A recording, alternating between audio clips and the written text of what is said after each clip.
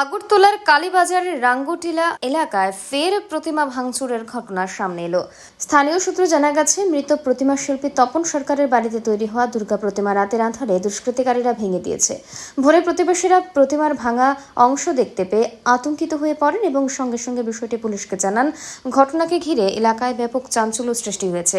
স্থানীয়দের অভিযোগ, প্রতিবারই উৎসবের আগে প্রতিমা ভাঙচুরের ঘটনা ঘটেছে, অথচ অপরাধকারীদের এখনো পর্যন্ত চিহ্নিত করা হচ্ছে না। তারা পুলিশের কাছে দোষীদের দ্রুত গ্রেফতারের দাবি জানিয়েছে। দুর্গোৎসবের ঠিক প্রাক মুহূর্তে প্রতিমা ভাঙচুরের ঘটনায় সাধারণ মানুষের মধ্যে আতঙ্ক ছড়িয়ে পড়েছে। বারবার একই ধরনের ঘটনা ঘটায় উৎসব উদ্যোক্তা ও প্রতিমা শিল্পীরা ক্ষোভ প্রকাশ করেছেন।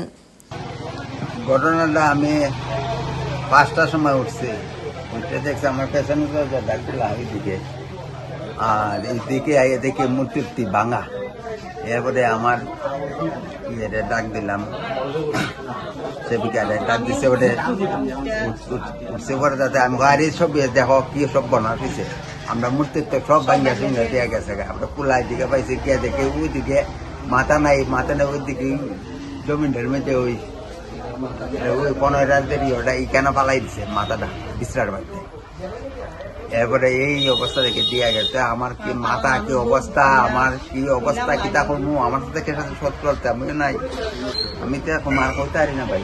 আমরা পাঙ্কার বাতাসের মাঝে এখানে পাঙ্কা থেকে সকালে 5টার সময় উঠছে।